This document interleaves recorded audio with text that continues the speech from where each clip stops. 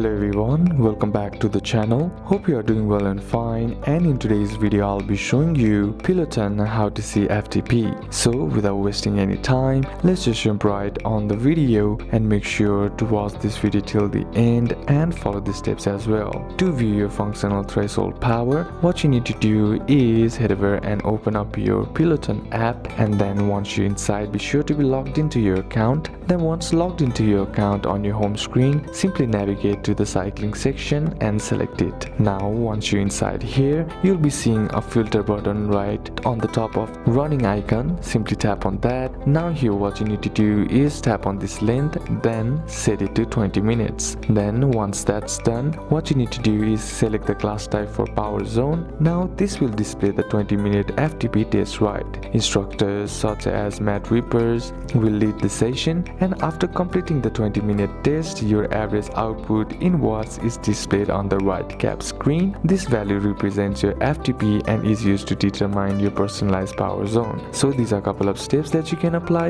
and that's it for today's video guys. Hope this video was useful to you. Leave a like if it did, comment down any questions that you have, and see you soon on the next one.